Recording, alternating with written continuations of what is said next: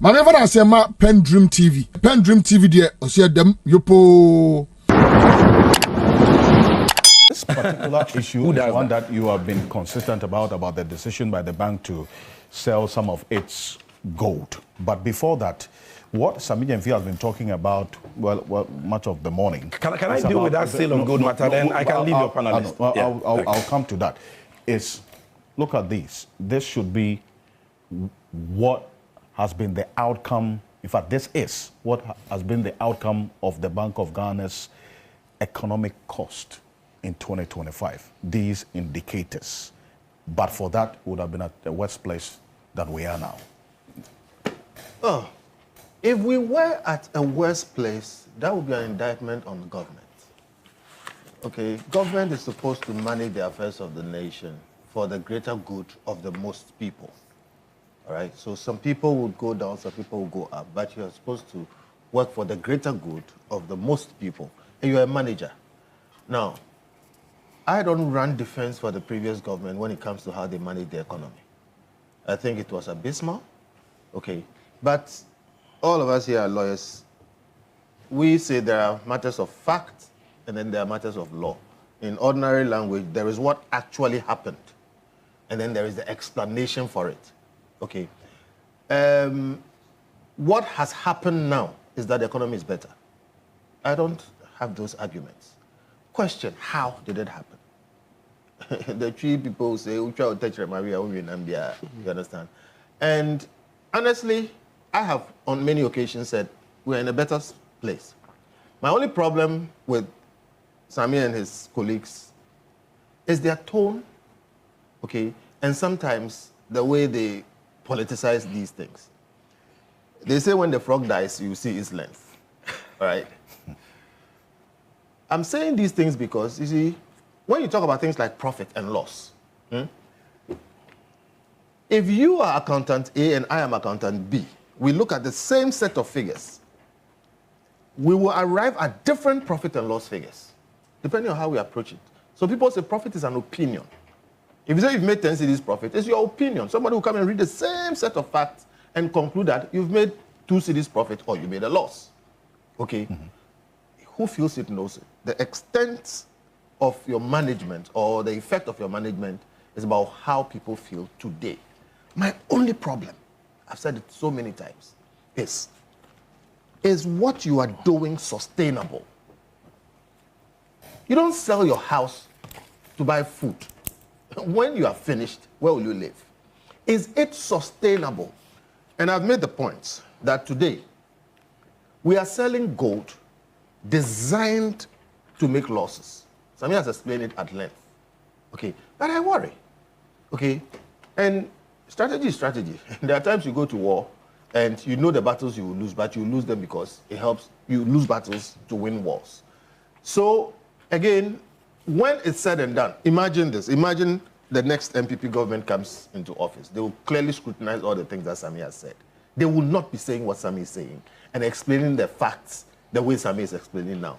So I think we should tone down the politics when it comes to things like, economic and energy. It's just that maybe it is not possible. So we need to appreciate the fact, okay, that if what you are doing is not sustainable, we should be careful. Trading gold designed to make losses. I mean, I've heard Sammy, they are going to move from the gun rapids coming in and all those other things. That's what I'm looking for. Okay. So sustainability. Okay. Then you have this issue of the gold thing that, was sold and those things, which we've been talking about. Yes. And you brought the message that Pandit says he was to see me. I said, I've been ready since then, though. I keep looking I will take you. No. It's not about me going. He says I should come, and I'm like, okay, come explain it to me. Because there's nothing to explain. Fact, you sold the gold. Fact, you came to meet that gold. Fact, today we see that money, which everybody said, oh, we converted from gold reserves to dollar reserves. That money is in your P&L more or less. And essentially is helping to reduce the volume of losses that you make. See, governance is hard, though. So when you make your decisions, I really don't argue with them. I stated facts. My problem was that after you sold the gold, shortly after, we had a higher price of gold. So I'm saying, even though you bought it, let's say, at 10 cedis, and you sold it at 15 cedis, shortly after you sold it, the gold price went to 20 cedis, and then it dropped back to, let's say, 12 cedis. There is what we call nominal profit. There's potential profit. I'm saying, if you wanted to sell gold, all the analysts were saying is going in a certain direction. If you had waited a bit, would have gotten 1 billion more. Now you say, oh, I made a profit because I sold it for more than I bought it for. That is nominal profit. You could have made a higher potential profit. Okay, and yes, the gold price dropped, but it dropped to a point which is higher still than what you bought it for.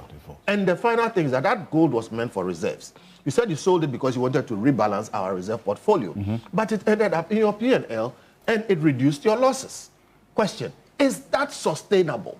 If we end up with the same situation next time, would you have 18 tons of gold to sell? Okay, and I appreciate that you're saying you're cooling the economy and whatever it is. Many things cool the economy. And I've made the point. The DDEP that we all hate, okay, took a lot of pressure out of the economy because millions in terms of debts that government should have paid, which this government would have inherited, was taken out of the system. So that DDEP is part of what has made this economy cooler. All right? That gold that you sold has helped make this economy today cooler. Okay, when it was launched, Sammy and Co. blasted it out for politics. It is politics. But you see, if tomorrow somebody comes and is slamming Sammy and doing whatever it is, there are things I would defend him on. Okay, but today he, for instance, is not sounding as magnanimous as he should sound concerning an Akwisewa of PMMC. Okay, and when my brother inherited PMMC, nobody respected that institution. Okay, but he built it to a point, okay, working with the government of the time, okay. Sammy took it over at a point where it was way healthy than when Nana Akwisewa took it over. And Sammy and Co had this gold board idea. I read through it. It's a brilliant idea. In fact, we have been making the same point. That, personally, I don't see why 100% of our gold is not sold in cedis at a certain rate to Ghana government. Then we will monetize it internationally, make the dollars, like what they are doing. So gold board is a great idea. I still maintain that the gold board law is problematic because it is too powerful. It makes that institution way too powerful. They have security powers, they have all kinds of things. When people, or when the system starts grinding down, you start having problems, they will crank up their security powers. They will start arresting people, they will start calling people things and that kind of thing, and all of a sudden, you will see gold board turn from just a trading institution to some sort of Gestapo, arresting people for whatever it is and that kind of thing. There are always ways to balance things here and there, that kind of. So what I'm saying is this. Sammy should, one, appreciate that his views are his opinions now. Really, what our people feel is what's going on in the economy. Nobody can argue with that. Two, when it comes to what other people also say, he should calm down small. He inherited some good, inherited some bad. What he is doing, what they are doing, there's a lot of good. I've spoken about some, and there's also a lot of bad.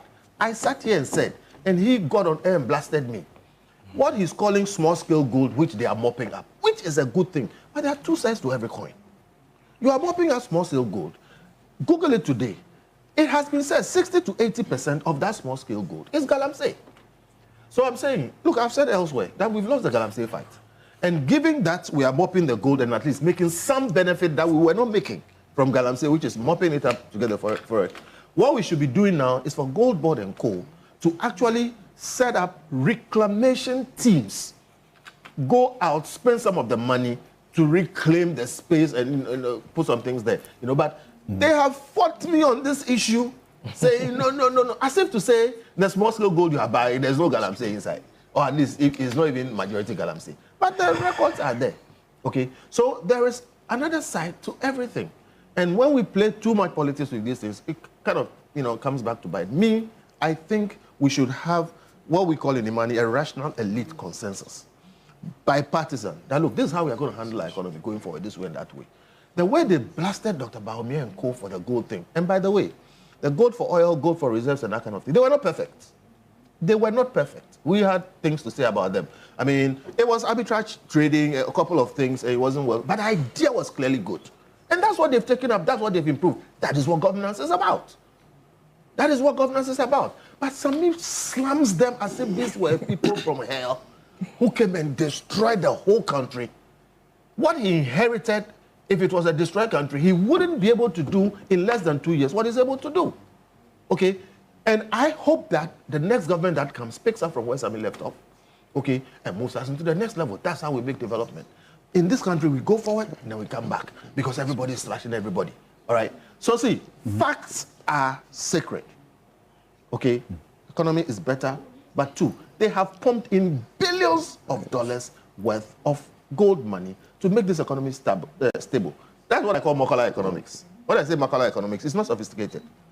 If you can pump dollars into the economy, the city will stabilize. The people who had 30 tons of gold, if they sold all of it and pumped it into the economy, the city would have stabilized. It's about choices. They've made the choice that this is a better thing to do because the collateral effect on the economy and on people and everything is better. So we should take the hit for it. It's a choice. My point is, can you sustain the level of losses we are making and for how long? And sometimes you make a decision, a difficult decision today, and it makes tomorrow better. Sometimes too, you make an easy decision today, you kick the can down the road, it makes tomorrow worse. Like I said, DDEP was difficult. Still, people haven't recovered from it, but it's made us better today. What they are doing now, will it make things better tomorrow or create stresses and problems for somebody else to come and solve tomorrow? So is it a sustainability question? Is the first question that you asked? How sustainable is this going forward? Number one, my senior brother Kofi Bentil is right that profit is considered by many as an opinion. But when we say profit is an opinion, it does not mean that you can pick the audited financial statements of a central bank and just conjure any figure and say, in my opinion, they made a loss of 45 billion. Then another person says, in my opinion, they made a loss of 34 billion. That is not what we mean when we say profit is an opinion. Because in expressing that opinion, accountants use internationally accepted principles and law to do the audit to express that opinion. So if you are expressing a counter opinion, then you need to tell us that that auditor, in this case KPMG, one of the biggest, and the most credible audits and accounting firms in the world, got it wrong, and this is why, per the rules, the figure should have been this. But simply adding OCI loss to P&L loss and saying that you are deducting gains from gold sales from it to get 45 is not an opinion. That is voodoo mathematics. Because you expect them to add losses they make on gold deals to their P&L, which they have done, 9 billion. But when they sold gold and make gains, you are saying don't add, you have deducted it. You've deducted it based on what accounting rule?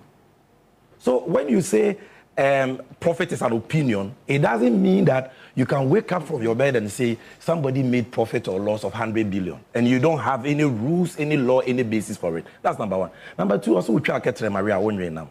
But when your friends print over 44.5 billion cedis for the central government and you criticize them, we did.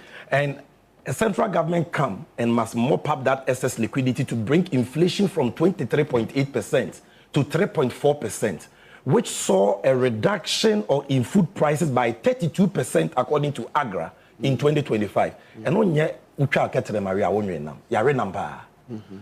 the dollar in the retail market moves from 16 cedis to 11 cedis, interbank 14.75 to 10.45. And when you Enti, please, Number three, he says that yes, the economy is better. Thank you for acknowledging that the economy is better. But he says that, how did we achieve it and is that sustainable? Oh, yes, that is sustainable. Why? Because the loss you're talking about, number one, revaluation loss, 5.4 billion. Why? Because the cedi for 3 years, 2022 depreciation of 30%, 2023 depreciation of 27%, 2024 depreciation of 19%. So 3 years cumulative depreciation of 77%. Then in 2025, we correct that by appreciation of 41%. And that gives you revaluation loss on your P&L of 5.4. In 2026, we won't have that revaluation loss because the cedi in 2025 will not appreciate by 41%. The correction has already taken place from 14.75% to 10.45%, and now it's at 11%. So the appreciation will not be 41% again, and therefore the Bank of Ghana will not suffer the same revaluation loss it suffered in 2025, in 2026. Again, it is sustainable because the excess liquidity has been mopped And serialization cost, the interest they paid in getting that liquidity from the market, 16.7 billion. That's the open market they have brought operations. inflation down from 23.8% to 3.4%. They will not do any mopping up aggressively like they did in 2025, in 2026. So the serialization cost for 2026 will not be 16 billion. So that is sustainable. Is it sustainable? Gold deals is sustainable because now Gold Board has settled down. We've told Bank of Ghana, you are not the main institution which is supposed to trade gold. Support us and let us do the trading. Not under domestic gold purchase program, which according to Kofi Bentil was designed to make losses. By his friends to make losses, designed by them. Now we are implementing GANRAP, which is designed to reduce those losses from 16 to 7.25%, then to 5%, then to 3% until we eliminate it. So that is the reset. So sustainability, you have your answer there. Then he talks about sale of gold. You see, Senior, you know, I like you so much. I don't think but, oh, please, then I'm telling you, I love you so much. But on this matter of gold sale, I've watched you over and again on this platform. You totally getting it wrong. And I want to explain it to you, okay? First of all, your claim that the gold that was sold was accumulated by the MPP government is not wholly true. Did you mean 30,000? Yeah, no, listen to me. And the impression that is created as though John Mahama and the NDC and Governor Siama, they didn't do anything about gold reserve accumulation. They just came, met gold, and they sold it. It's not true. By the year 2021, Ghana already had 8 tons of gold in our reserves. Yes. After true or false? Let's make it a dialogue. True. 8 tons. That 8 tons was not bought by the MPP. True or false? Yes, true. Then in their 8 years, by the time they were leaving, they increased it to 30, from 8 to 30. Which was the record. In 8 years, what did they add? 22 tons, right? So 22 tons. 30.5 tons. Yes, so they added 22 tons. Alfred, follow me. Yes. We came, and in 1 year, we added 10 tons in 1 year. In 8 years, you added 22 tons. In 1 year, we added 10 tons. And we moved it from 30 tons to 40 tons. And then we sold 22 out of it, and it is left with 18. So it is not correct to say MPP came to accumulate reserves and somebody came to sell it. Because we also accumulated 10 tons in only 1 year. And we came to meet, MPP also came to meet 8 tons. Yeah. So get it right. Number two, why was the gold sold? It is simple risk management. Because when we talk about foreign reserves and we say Ghana as of December 2025 had reserves of $13.8 billion, it is not all dollars. It is gold and it is dollars. Okay? Why do we hold some of the reserves in gold and dollars? Diversification. But the basic rule is that for middle income countries, averagely, the share of your reserves in gold, averagely 20%. The share of your reserves in dollars, cash, is what, 80%. Because, why? Because, don't say, because your reserve usually is giving you only 3 months of import cover. So when there is an emergency and you have to fall on those reserves, you need reserve that is very liquid, which is dollars. The gold you have to go and sell before you convert it into dollars. And that is why for a middle income country that has, your reserves can only go 3, 4, 5 months, you can't keep 40% and over in gold. Second, volatility of gold. Gold was about $5,500. In 1 day this year, March, President Trump confirmed that he was going to appoint Kevin Walsh as the new chairman of the Federal Reserve. In 1 day, because of confidence in Kevin Walsh, the dollar went up in strength, the dollar index went up, and gold dropped in 1 day 15%. That should tell you the volatility of gold. So if you hold more of your reserves in gold and the price is going up, you're happy. Gold is going up. But 1 day gold will drop, bam, and your reserves totally wiped up. So by October, November 2025, because gold had gone up from 2,700 in 2023 to 4,300 in 2024 to 2025, the share of gold in our reserve portfolio had increased from about 20% to over 42%. Then the bank said, no, this is risky. Do you know that the IMF, and I'm saying this for the first time on public record, you can check with the IMF country director, the IMF was one of the institutions that advised the central bank to reduce its gold holdings. The IMF? Yes, because they wanted us to reduce the risk. IMF. You can hold 40% of your reserves in gold. So what did we do? Sell 22 tons of your gold holdings and don't spend the money. Use the money to invest in an instrument and get interest on it. So if I have gold and I convert the gold into dollars and I invest that dollars, my ton gold. I have gold of 22 tons. I convert it into dollars. Gold was going up. Hold on. No, you are wrong. I will show you gold was not going up. I will show you. I trade gold, so I will show you. Hold on. So that is risk management. Number two, in gold trading, we don't say that because gold is going up, if I have gold, we don't sell. That is wrong. I trade gold, so I'm your younger brother. Let me explain that to you. Gold. No, let me tell you why. Because gold is a proven safe haven asset, and the presumption is that it will always rise. And so if you want to follow the fact that gold will rise, you will never sell gold. You will worship gold like bosom. Because even if gold rises to $10,000 an ounce, it will rise again. So why sell it at 10,000? Somebody will say, why sell it at 10,000? It would have gone to 15,000, so why sell it at 10,000? When it gets to 15,000, somebody will say, gold would have risen, it would have gone up, so why sell it at 15,000? No. In trading gold, you buy low, and when the price goes high and you get a certain gain, you sell to realize the gain. And then you buy at that price that you sold again. So if I bought gold at $3,000, Alfred, are you listening to me? And the price goes to $4,000, I won't say that because it can go to $5,000, I won't sell it at $4,000. I will sell it at $4,000, realize the gain of $1,000 between $3,000 to $4,000 per ounce, and I will buy gold again at $4,000. So that when the price goes to $5,000, I still benefit again. So we buy gold continuously every day. You don't say that gold would have gone higher. So why did you have to sell?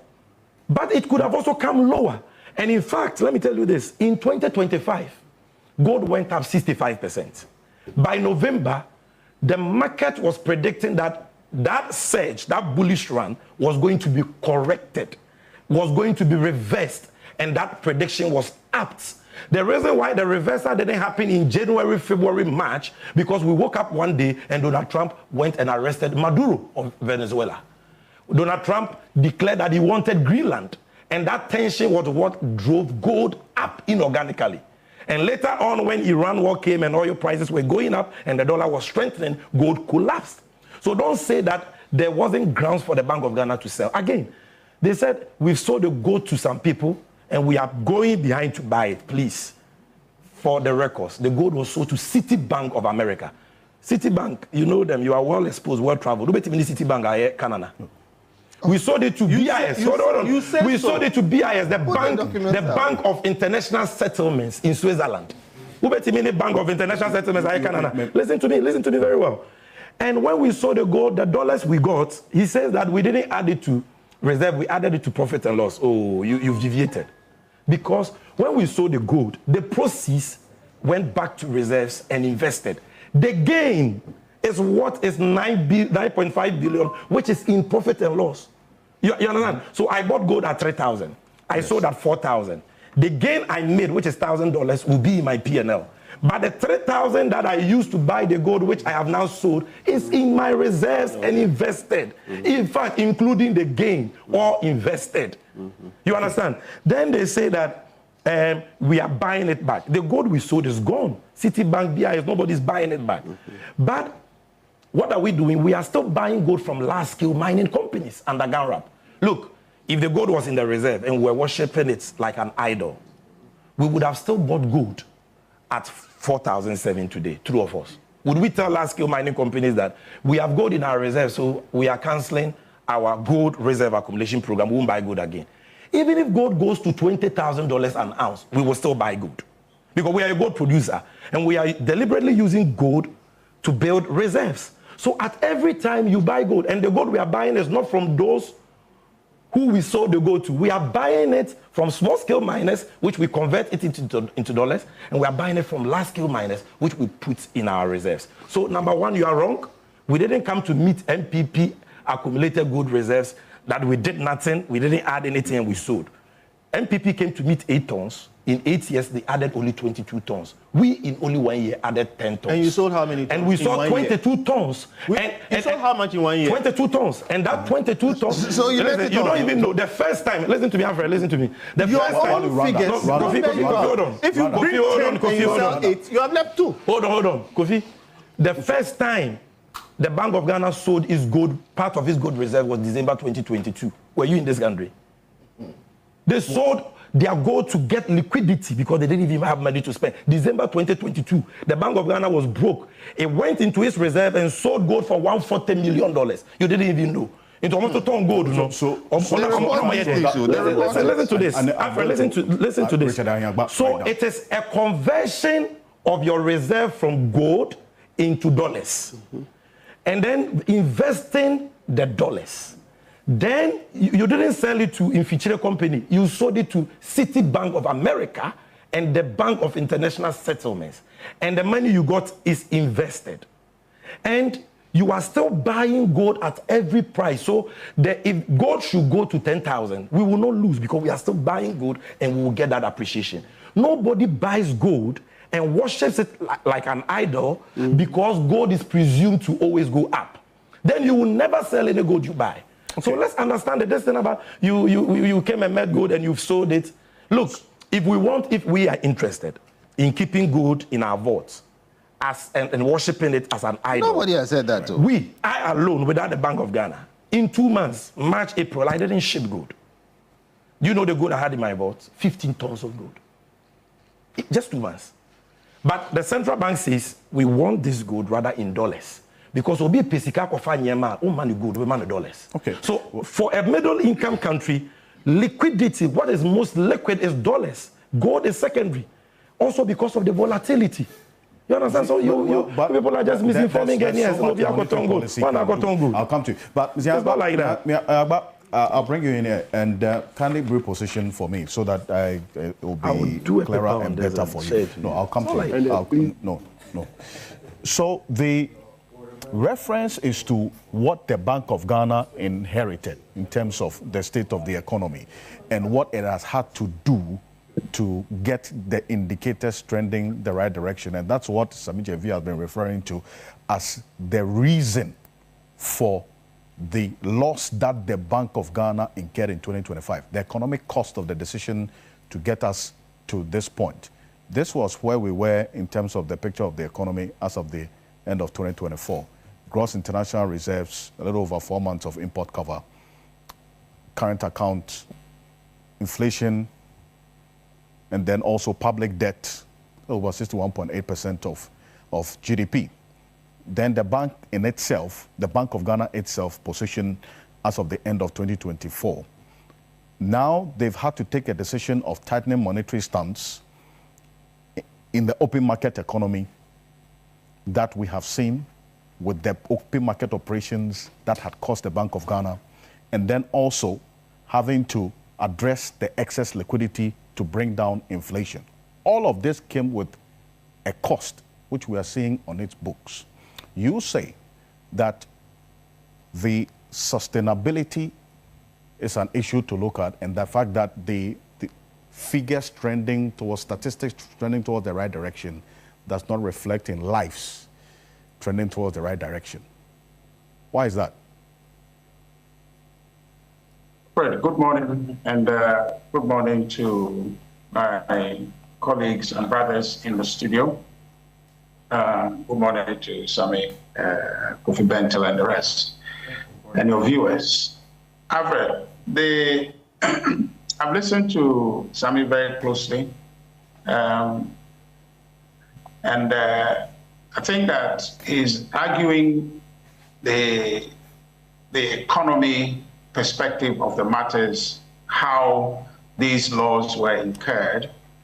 That's the economic angle of things, but there's the political angle of things, even though there's a broad disagreement on how he's presenting the numbers, because the Bank of Ghana themselves came out to admit in a publication that their debt includes the other comprehensive losses, which is a 19.2 billion, 19.3 billion, so making it a total of 34.9 billion loss. So that matter is decided. Yes, what that entails in terms of realized or not realized, that matter is resolved by the Bank of Ghana itself admitting that its loss includes that. It is in reporting, they put it here and they put it there. So you can add it because loss is loss, and that they have admitted. But you see, the political element of this conversation, and I'm very careful because there was a conversation in your studio the last time, which kind of thought that this was much more of a legal thing than a certain conversation was illegal than political. So we might always be careful to delineate the political element of the conversation. The NDC, in canvassing for power, made a certain promise that when they come, they will deliver a certain output, which output is not being delivered in terms of real impact, which was the premise of your question, the real impact on the lives of people relative to the laws that we're speaking about, or the general governance of the NDC in the 1.5 years that they've been in office. This is the matter we're talking about. Look, they did inherit an economy in shambles. That's not true. The economy we are still running is still the IMF framework economy, which has been trending the government before, part of the arrangement of the program, toward fiscal consolidation. So they didn't come to sit and say, look, we are going to trend this way because the other government was off the chain and they were implementing policy out of their own design, and so therefore we are going the other way. No. The framework that we're running is the same framework that they inherited. And so they haven't done anything extraordinary besides making certain key policy changes. How do you realize, lower inflation? The NDC thought that they go and do open market operations, spend 15.6 billion. The same thing was being done when inflation in 2022 was as high as 54.1. How was inflation brought down? Systematically. The government before made a choice how we're going to do that. And that did not include this, expenditure in government bonds to try and, bring back or control inflation as it was. It was multiple tools that were being used to try and do it. I have made the argument that yes, you can bring inflation down, but the aspect of inflation that you're bringing down to be able to translate into impact in people's lives, we have not seen that in the 19 or so percent inflation that the NDC has cut since they came into office. Inflation has come down, but people's cost of living is going up. So the expenditure to bring down the inflation to 3.2% has not been money well spent, because inflation today still is high.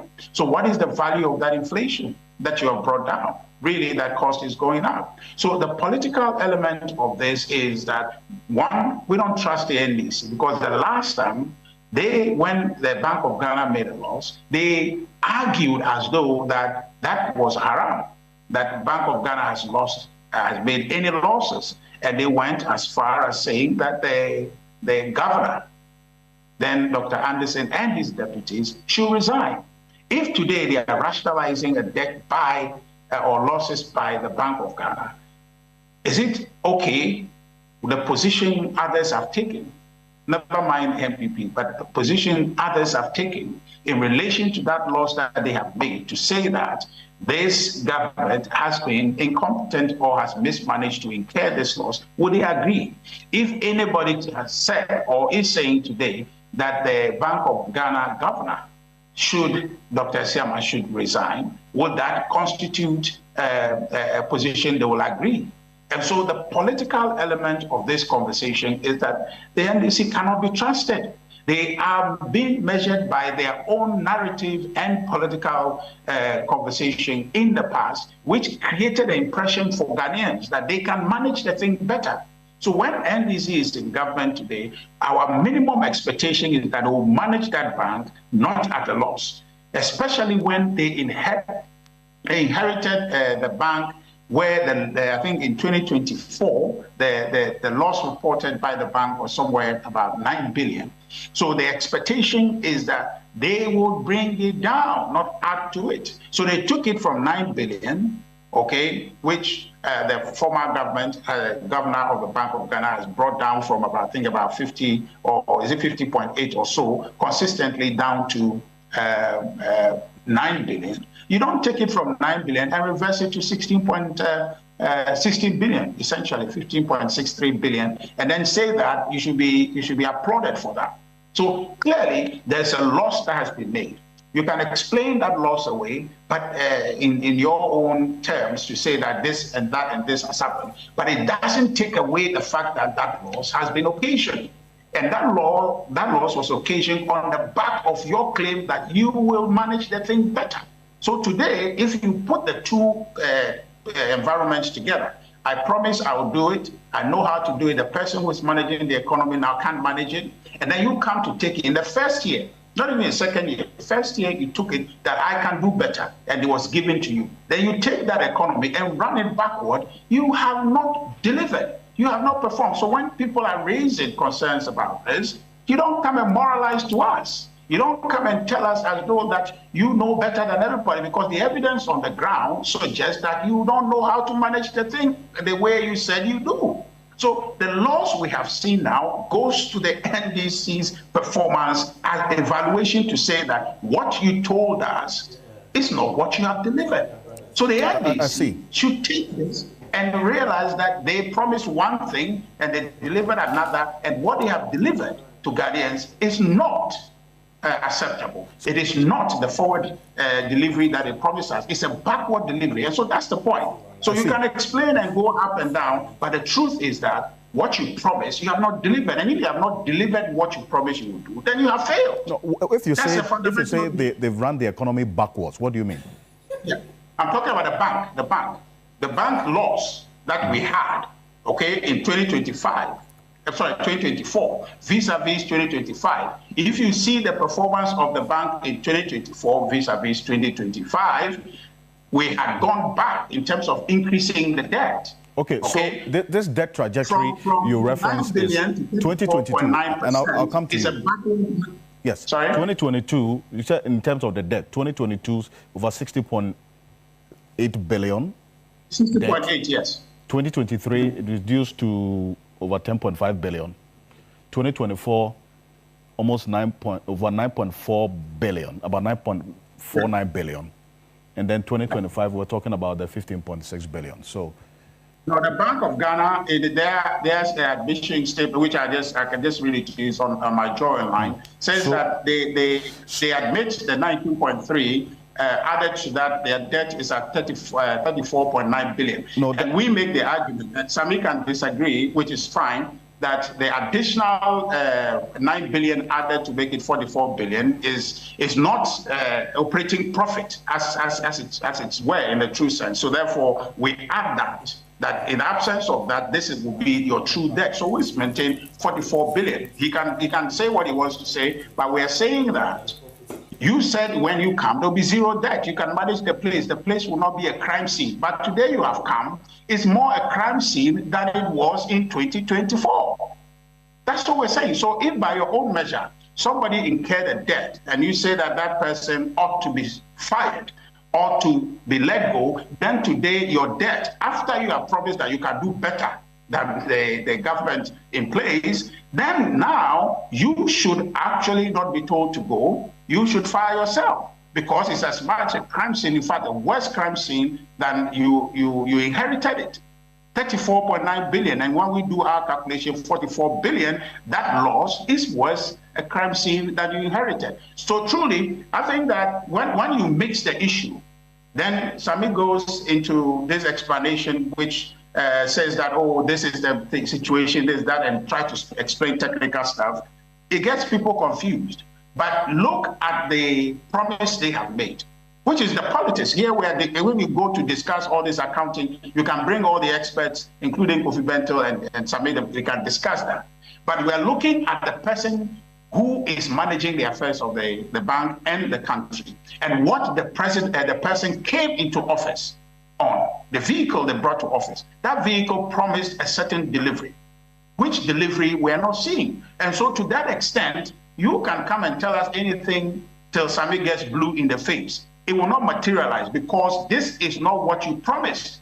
And if this is not what you promised, and the loss is what you are getting when you have promised a better management, and then you have gotten losses, then you don't have the moral capacity to come and tell us what your assessment of that loss is. For us, we can read loss. The last time when you say loss, what it meant has not changed.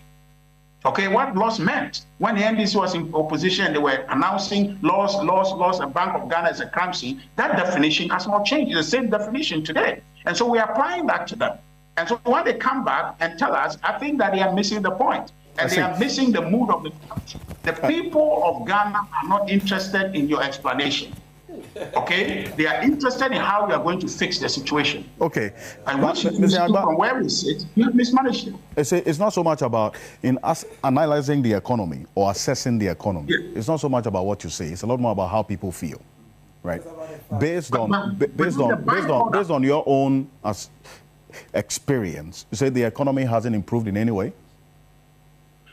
Oh, well, I have not said that. In fact, I heard Kofi Bentil said that, and then Sammy was excited about him saying that. But you see, you cannot fully say while in the middle of this conversation. There's right now, you have to consume that information in context. Okay, we are seeing the unraveling of things, that the decisions that they took to bring the city where it's at. In fact, Sammy was explaining to us the elements of the other comprehensive losses, which include the losses in forex, or in terms of the city strengthening. Okay, so that's a cost, and now we're having the implication of that play out. That's a loss. But the point is that right now where we stand, you cannot say that the economy has been good. Yes, the indicators on paper looks good. Inflation 3.2, the government can take a pat on the back on that. The city is relatively strengthening. Government can claim and headline that. But the point is that you cannot say that is an absolute term, transformation of the economy when you have not assessed the impact on people. And inflation, and you say the impact, you haven't felt the impact. The impact is where the performance is. Okay, you can perform on paper, but in real life, the people's reality does not validate what you have on paper. Cost of living is going up. So when you say your inflation is 3.2, it doesn't make sense to the Ghanaian.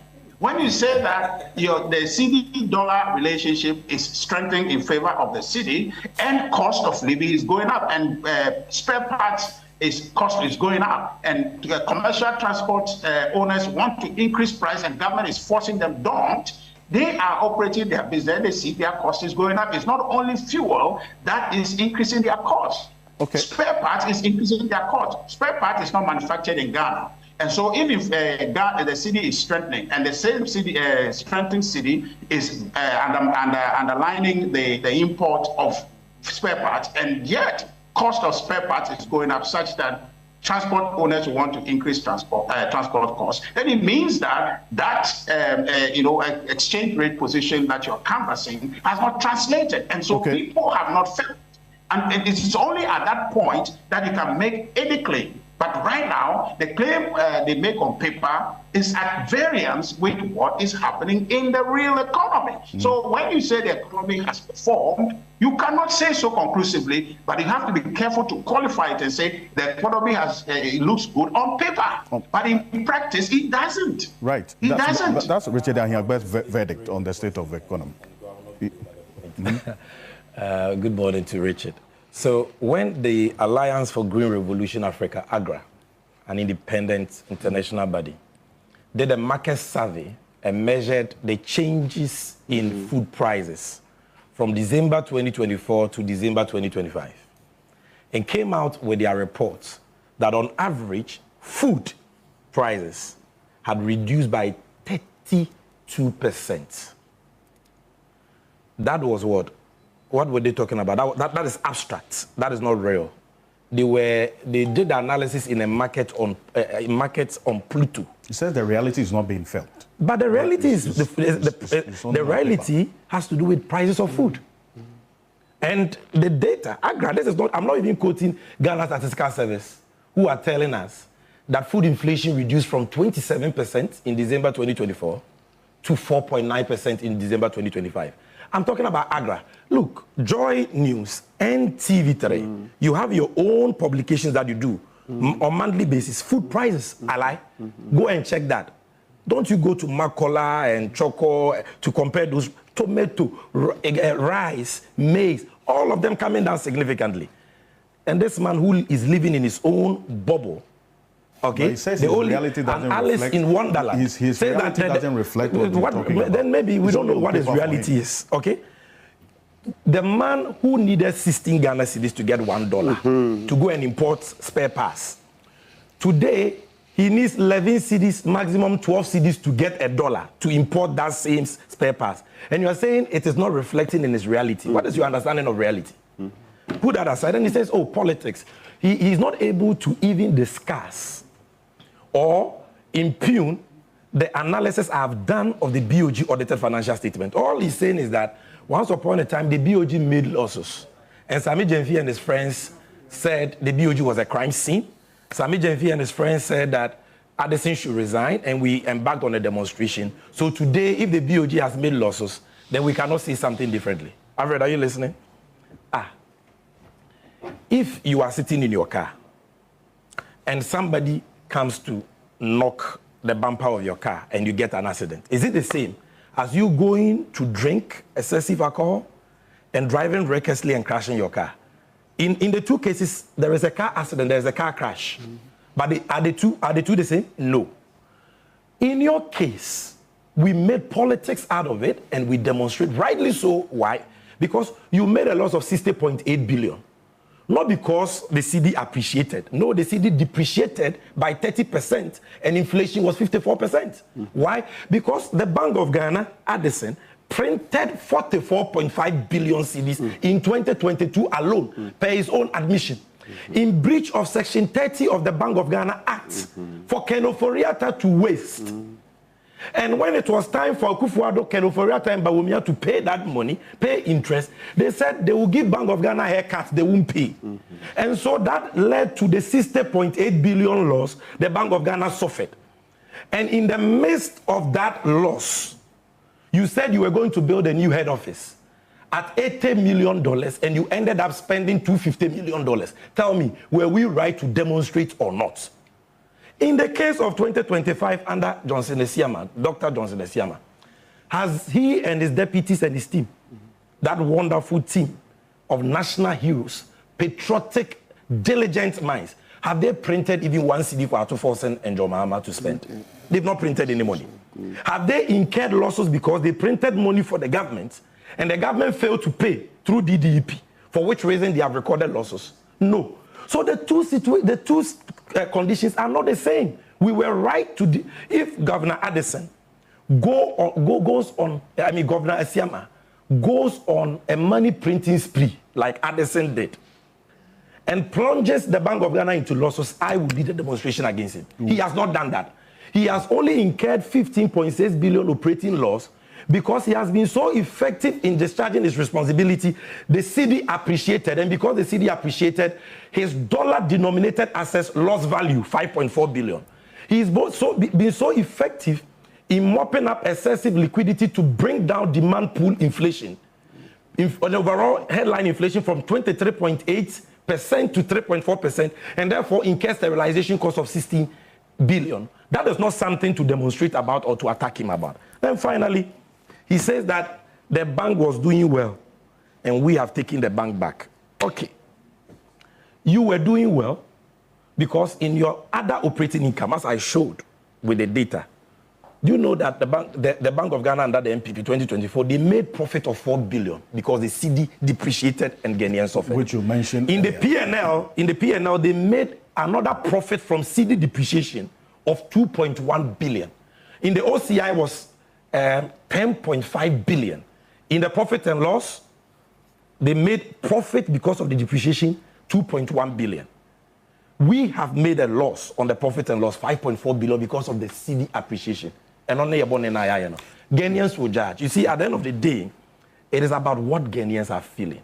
You see the reason why the noise they are making, they can't even bother to their press conference, they did it on the Sunday, media for Kranko. They can't do a demonstration. Ghanaians don't care about what they are saying. Okay. Because the Ghana man who is changing dollars every day to buy, cedis every day to buy dollars for imports, the one who is buying fuel, appreciate the work that the Dr. Johnson Esiama-led Bank of Ghana, the Atoforsen-led Ministry of Finance, and the Mahama-led government has achieved for this country. And facts let me just put on record that. I think I've taken too much of the time of the normal. He ceded some of his time to you. So, Cinemati, you gave me some part of your time. God bless you for that. It's good. So I want to thank you very much. Indeed. I know that Mr. Bentil will no longer talk about gold sales again. I have promised to take him to the governor of the central bank for further and better particulars. What he's saying, you got it wrong. I don't think he meant ill or evil, but it was lack of information. I think that now that he has the information, he will not that go matter about is not settled. attacking the BOG again. It is not settled. Thank you very much. It's not about whether they should or should not. Okay. Like I said, it's choices. Oh, you didn't want us to when say. you make the choice, when you make the choice, you stand with it. You sit with it. We should worship the gold. No, nobody says that. When you buy gold and you get it again, you realize the reason for getting gold is to trade it. Now, trading is trading. Trading is buying and selling. You don't trading is not buying and keeping. Trading means buying and selling. You don't trade at the wrong times. And you don't trade but we sold the gold at the right time and we made profit of 9.5 billion. And then bought at another price. At that same price, and we are making gains again. You know what I suggest to you? It's as simple as that. You know what I suggest to you? Don't bother. Have a gold forum. And don't just put people there who sing your praises. If you like, lock the door, put the media people out. Let's think through how to make sense. I will consider this seriously. Of our gold as a country. I will consider it seriously. A bipartisan approach and I may consider as such for making you one of the speakers. And it's not about that, but really, there are. But I think that we should do better for the sake of the integrity of the central bank. I think that now that the facts are clear, and because you are a personality with huge following, it's important to correct some of the things you said. Because I used to watch you when you were here saying they sold the gold and now they are going back to buy it at a higher price. Oh, that you got it wrong. Sammy, you said a lot. So it is only honorable to say that I got it wrong. So you I didn't have the information. We sold it to Citibank of America. I told you there are facts. See, you are here. Listen, there are facts, and then there's law or explanation. When you say you sold it to Citibank, you sold it to BIS, whatever. Yes. Listen. Governor Esiama doesn't own the gold. He occupies an office. Yeah. Now, in this country, we have right to information. It is yours to make the decisions. That's why we voted you into office. Okay? But if you do something on behalf of the people, okay, put the information outside. That's why I put the information out. No, wait. You're not listening. And the BOG has even published FAQs. Sammy, cool down. Information is not what you say. Give us the documentation.